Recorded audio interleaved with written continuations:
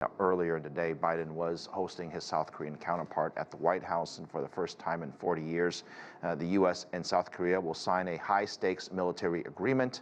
The main aim is to deter nuclear ambitions by the DPRK, and also two sides took the opportunity to discuss business as well. Here is our very own Nathan King. Now, well, the headlines here are all going to be about enhanced deterrence and the fact that the US is going to bring South Korea into planning for a potential nuclear response against the DPRK if they launch such a weapon, and putting submarines and long-range bombers, nuclear capable, all more around the Korean Peninsula. The details really day-to-day are about business. And as you know, the Republic of Korea are really concerned about the Inflation Reduction Act and the CHIPS Act, which essentially try to onshore a lot of production when it comes to technologies of tomorrow, especially electric vehicles and their batteries, as well as semiconductors. Now, as you know, Seoul is a power player in all those areas, and the President Yoon actually said that they have got reassurances from Washington that they would be on a level playing field with US companies. Big announcement on the eve of this visit, of course, was General Motors saying that they are going to have about $3 billion of a Samsung deal to invest in a new battery plant. We haven't quite got the location, but remember, there is a real tussle going on between the world's battery makers. China's CATL signed with Ford. You can tell Washington really wants to sign up with other battery makers like Samsung. There's already a deal, of course, with LG, although that was a problem on a recall with GM. But there's other areas of cooperation too. President Biden saying in his address that he thinks that both democracies and both economies, and he wants South Korea to do as well as America, can lift each other as well. But remember, behind the scenes here, lots of talk about Washington making a big ask that if Micron Technologies, a big chip maker in the US, is somehow shut out of the Chinese market because of a regulatory review, that Samsung and others like SK Hynix would not fill the gap. Basically not be allowed to take their fair market share. That is a big ask for an ally, so we'll see how that goes. Also, Netflix announcing $2.5 billion investment in South Korea, Squid Game, all those wonderful noir detective stories that I love from South Korea. It really punches above its weight when it comes to entertainment. So a successful visit on the surface, still very, very big issues underneath. And of course, China very much in view, although not mentioned very much, except a brief mention of safety and security in the Taiwan Straits. Nathan King, CGTN, at the White House.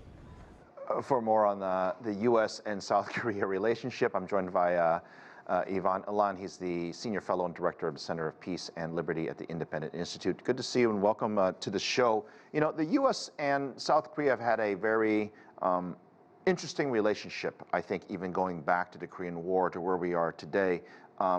We seem to be closer. We seem to share a lot of the same, political aspirations. And this visit is significant because I don't remember a time when there was both sort of business discussions and military discussions, at least on this same level. Yes, well, I think they covered the waterfront on the, the economic stuff, the business stuff, and the military stuff. And I think, this military agreement or this declaration that they're signing, it seems to be symbolic, but I think it could have some very real effects because, U.S. nuclear submarines will be going there, and perhaps bombers and aircraft carriers docking in the South Korean ports and going to their airfields. So I think this is an effort to show North Korea that the extended deterrence that the U.S. nuclear umbrella over South Korea is a viable defense for South Korea, so it doesn't have to get its own nuclear weapons. The deal with the nuclear submarine is significant because there are not a lot of nations in the world that actually have that technology. Even when Australia got it originally from the French and later from the US and other countries, I mean, that was controversial in itself. And this one doesn't appear to be as controversial for South South Korea? Well, they're not actually giving them the submarines. They're just docking the submarines, coming in for port visits and that sort of thing, as a symbol that the U.S. nuclear weapons in those ballistic missile submarines would be used to defend South Korea if North Korea attacked. So this is sort of they're trying to avoid South Korea getting nuclear weapons because South Koreans have been nervous that now that the North Koreans have nuclear weapons that can possibly hit the United States, why would the U.S. risk Los Angeles to defend South Korea? And the U.S. is trying to establish that this extended nuclear umbrella over South Korea is viable under those circumstances. Would Pyongyang or possibly Beijing view this as, I guess, either an escalation of what's happening there, or do they look at this as a de-escalatory move? Well, I don't think China probably wants South Korea to get nuclear weapons too. But on the other hand, China probably doesn't want the U.S. More involved in the peninsula than they already are. So I think China is probably conflicted on this. But basically, I think the North Koreans are probably the ones that have the most heartburn with this. And if you consider North Korea a paranoid state, I'm not sure this is a good idea. In fact, I think South Korea is a responsible nation, and there's no reason why they couldn't get nuclear weapons and provide their own defense against North Korea. Yeah, I think in general, having watched this conflict now for well over a decade, it always seems we ask the questions, what will the response be from Pyongyang, if any at all? Let's talk about business a little bit. We have the chips discussion, and we also have the electric vehicle discussion.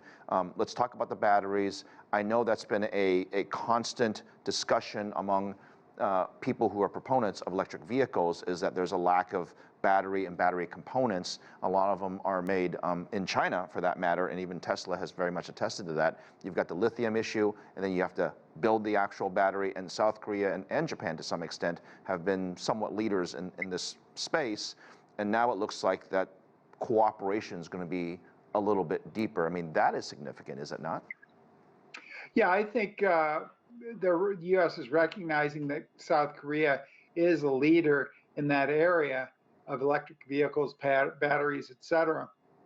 And I think that cooperation will be deeper. And then, as you already mentioned, the semiconductor issue that could come up. The South Koreans have been, a little bit alarmed by the Trumpian protectionism that has now been sort of inherited, and Joe Biden is okay with it. So I think this is was a good thing as far as the two countries go, to show that there can be some advantages to South Korea in the Inflation Reduction Act that was passed by Congress. Well, let's get into some of that part, because South Korea is in a little bit of a tricky situation, because they're also a major trading partner of China. And I know the U.S., when it comes to the CHIPS Act, there are some complications of whether or not they could export, for example, chips